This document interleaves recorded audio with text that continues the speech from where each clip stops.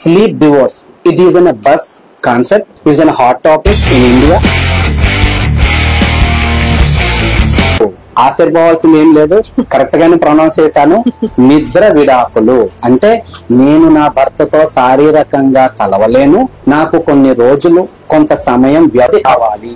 మనం అప్పటిదాకా ఎక్కడ ఉంటావు? అదే ఇంట్లో ఉంటా. అదే ఇంట్లో ఎక్కడ ఉంటావు? భర్తతో పాటే ఆ బెడ్రూమ్ లోనే ఉంటా, కానీ నేను భర్తతో కలవను. నాకు ఆ విడాకులు కావాలి. ద ఫస్ట్ థింగ్ ఈస్ మనిషికి మనస్ఫూర్తిగా కంటి నిండా నిద్ర ఉండాలి. ఆ నిద్ర లేకపోతే తన బ్రెయిన్ లో ఉన్నటువంటి కొన్ని రకాల యాక్టివిస్ట్ కి సంబంధించినటువంటి హార్మోన్స్ రిలీజ్ అవ్వవు. దాని వలన వాళ్ళకి నిద్ర లేమి అనేటటువంటి ఒక వ్యాధి వస్తుంది. దాని వలన వాళ్ళకి 45-50 సంవత్సరాలు వచ్చేటప్పటికి ఇంకా వాళ్ళకి సరిగ్గా నిద్రపోరు, వాళ్ళకి నిద్ర పట్టదు. అంటే రాబోయే రోజుల్లో ఇటువంటి హెల్త్ ప్రాబ్లమ్స్ వస్తాయని ముందుగానే అర్థం చేసుకుని ఇప్పుడు మనం ప్రశాంతంగా పడుకోవాలి. మరి అదేంటది? భర్తతో మనం కాపురం చేస్తున్నప్పుడు భర్తతోనే పడుకోవాలిగా, ఇద్దరు కలిసే ఉండాలిగా. దీంట్లో డివోర్స్ ఏంటి? అసలు కలిసి ఉండడానికి ఇష్టం లేకపోవడం కాదు. అక్కడ భార్య భర్తలు ఇద్దరు ఇప్పుడు ఉన్నటువంటి సొసైటీలో వాళ్ళ యొక్క ఫైనాన్షియల్ స్టేటస్ రీత్యా ఇద్దరు పని చేయాల్సినటువంటి సమయం, ఇద్దరు ఖచ్చితంగా పని చేయాల్సిన అవసరాలు ఎన్నో. భర్త యూకే ఆఫీస్ లో పనిచేస్తాడు, భార్య యుఎస్ ఆఫీస్ తరపున పనిచేస్తుంది. ఇద్దరిది వర్క్ ఫ్రం హోమే, ఇద్దరు ఒకే ఇంట్లో ఉంటారు, కానీ డిఫరెంట్ టైమింగ్స్ లో వర్క్ చేస్తారు. ఆ టైంలో నువ్వు నాతో ఉండట్లేదు, నువ్వు నాతో శారీరకంగా ఉండట్లేదు, అసలు మన ఇద్దరం కలిసి చాలా రోజులైంది. ఇటువంటి మెంటల్ స్ట్రెస్ గురయ్యి భర్త తన మీద హరాస్ చేయడం, లేదా భార్యే నీకు నాతో ఉండడం ఇష్టం లేనట్టుంది అని కొంతమంది అయితే అసలు భర్త ఇంపార్టెన్సీ అని చెప్పి కేసులు ఫైల్ చేయడం. ఇవన్నీ ఐటీ ప్రాబ్లమ్స్ వల్ల వస్తున్నటువంటి సమస్య. ఆ యొక్క ఎంఎన్సీ కంపెనీస్ లో వర్క్ చేస్తూ డిఫరెంట్ టైమింగ్స్ లో వాళ్ళు పని చేయడం వలన వాళ్ళకి రేస్ అవుతున్నటువంటి ప్రాబ్లమ్స్. ఇది ఎప్పటి నుంచో ఉంది, కానీ బయటికి రాలే, తెలియదు. అందరూ దీన్ని ఇలా కొట్టి పాడేశారు, చాలా తక్కువ చూపు చూసారు. ఇదేంటమ్మా, భర్తతో ఉండకుండా చేసే ఉద్యోగం ఎందుకు మానే? అదేంటది? రైట్ టు వర్క్, అది నీ ఫండమెంటల్ రైట్, అది నీ హ్యూమన్ రైట్. ఉద్యోగం చేయడం మానేమంటావే? భర్తతో ఉండాలి, భార్యతో ఉండాలి, రెండూ కరెక్టే. కానీ నేను ఉండడం కుదరట్లేదు, అందుకే నేను ఉండట్లేదు అంటే హూ విల్ యాక్సెప్ట్? అందుకనే వైద్యుల సలహాల మేరకు నీకు ఖచ్చితంగా నిద్ర అవసరం. నువ్వు నైట్ షిఫ్ట్ వర్క్ చేస్తున్నావు కాబట్టి నువ్వు డేలో పడుకోవాల్సిందే, నో అదర్ ఆప్షన్. లేదంటే నీకు పిల్లలు పుట్టే అవకాశాలు కూడా తగ్గిపోతాయి, మీలో ఇమ్యూనిటీ పవర్ తగ్గిపోతుంది, ఆలోచన విధానం తగ్గిపోతుంది, మీకు మెమొరీ లాస్ వచ్చే అవకాశాలు ఎన్నో ఉన్నాయి. 45 ఏళ్ళు దాటిన తర్వాత మీరు చాలా విషయాలు మర్చిపోతూ ఉంటారు, ప్రతిదాన్ని రాసుకుని ఉంటే తప్ప మీకు గుర్తుండదు. ఇటువంటి చాలా సమస్యలు తలెత్తుతున్నాయి because of lack of sleep. సరైన సమయంలో తగినంత నిద్ర లేకపోవడం వల్ల వచ్చే సమస్యలు.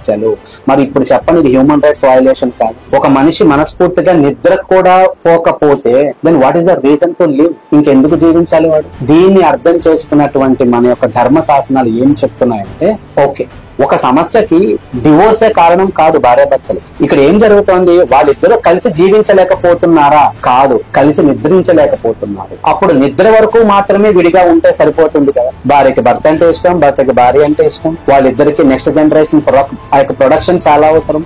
మరి సమస్య ఎందుకు వస్తుందంటే వాళ్ళ యొక్క పేరెంట్స్ ఈ భార్యను ఉద్యోగం మానిపించారా, పిల్లలు పుట్టిన తర్వాత వాళ్ళకు 5 years వచ్చిన తర్వాత అప్పుడు చేస్తుందిలే కాపురం, అప్పుడు ఉద్యోగం చేస్తుందిలే అంటారు. అంటే ఒక్కసారి మ్యారేజ్ అయిన తర్వాత జాబ్ మానేస్తే మళ్ళీ ఇంకో 5 years 6 years కనుక జాబ్ లో గ్యాప్ వస్తే మళ్ళీ అమ్మాయికి జాబ్ వస్తుందా? లేక ఆఫ్ ఎక్స్పీరియన్స్ అయిపోదా? జాబ్ లో గ్యాప్ అయిపోదా? మరి ఇవన్నీ వచ్చినప్పుడు జాబ్ ఎలా వస్తుంది? లైఫ్ లాంగ్ ఆమె మళ్ళీ భర్త మీద ఆధారపడే జీవించాలి. ఈ లోపల భర్తకి ఏదైనా ప్రాబ్లం వస్తే she is completely helpless.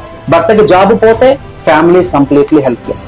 Health issues వస్తే హెల్ప్లెస్. అంటే ఒక చిన్న ప్రాబ్లం ని అర్థం చేసుకోకుండా భర్త మీదనే ఫైనాన్షియల్ భారం వేసేసి ఆమె చేత ఉద్యోగాన్ని మానిపించేసి పిల్లల్ని కనడానికి ఒక యంత్రంలానే తయారు చేసి అత్తామామల కింద మాత్రమే వాళ్ళని చూసుకోవాలి, వాళ్లే దేవుళ్ళు, వాళ్ళు ఏం చెప్తే అదే వినాలి అనే ధోరణిలో ఈ సాంప్రదాయాన్ని మార్చేసి ఆ అమ్మాయిని ఉద్యోగానికి పంపించకుండా నువ్వు భర్తతోనే ఉండాలి, పగలు వాళ్ళకి సేవ చేయాలి, రాత్రికి వీళ్ళు సేవ చేయాలి. బాబా ఎన్ నెంబర్ ఆఫ్ క్రూయల్ మెంటాలిటీస్ పుట్టుకొస్తుంది. వీటన్నిటి నుంచి బయటపడడానికి కారణం ఏంటి?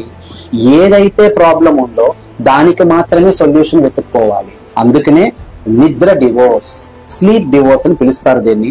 5 రోజులు ఎంఎన్సీ కంపెనీలో పనిచేస్తున్నాం కాబట్టి ఆ 5 రోజులు భర్తతో గాని లేదంటే భార్యతో గాని నేను ఫిజికల్ గా గాని అవసరం ఉంటే మెంటల్ గా కూడా నేను కొంచెం దూరంగా ఉంటాను. భర్తతో నేను ఫిజికల్ గా కనెక్ట్ అవ్వను, నేను నిద్రపోవాలి.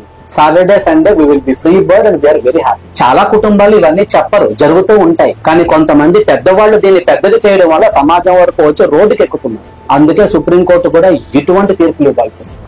మనం కోరుకుంటున్నాం కాబట్టి సుప్రీంకోర్టు ఈ తీర్పులు ఇస్తుందే తప్ప సుప్రీంకోర్టు కావాల్సి వచ్చి ఈ తీర్పులు ఇవ్వట్లేదు. సో నీ భార్య డివోర్స్ అడిగిందా? లేదు. భర్త కొడుతున్నాడు తిడుతున్నాడు అని చెప్పిందా? లేదు. మరి ఏ కారణం చేత డివోర్స్ ఇచ్చేయాలి?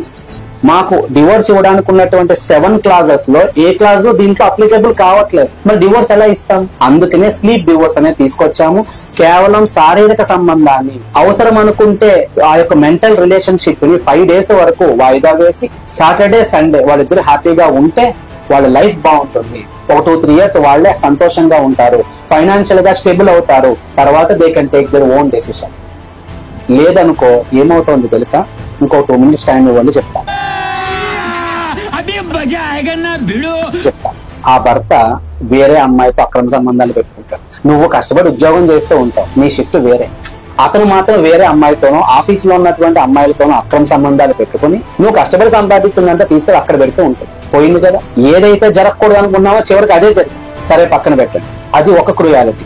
లేదు, ఈ అమ్మాయికి వేరే వాడు మెంటల్ గా సపోర్ట్ చేస్తూ ఉంటాడు. నీ హస్బెండ్ తో నీకు ఎప్పుడు గొడవలే కదా, మీరిద్దరు ఫిజికల్ గా హ్యాపీగా లేరు కదా, వదిలే. అట్లీస్ట్ ఆఫీస్ లో నువ్వు నాతో కరెక్ట్ గా వర్క్ చేయి, నేను ఇంకొంచెం ఎక్కువ శాలరీ పెంచుతాను అని చెప్పి అక్కడ ఉన్నటువంటి మేనేజర్స్ తోనో ఆ యొక్క తోటి కొలీగ్స్ తోనో వాళ్ళు ఇటువంటి సంబంధాలు పెట్టుకుంటారు. అప్పుడు ఆ యొక్క భర్త అంత కష్టపడి అంత అర్థం చేసుకున్నా భార్య చేజారిపోతుంది. దీని అంతటికీ కారణం ఏమిటి?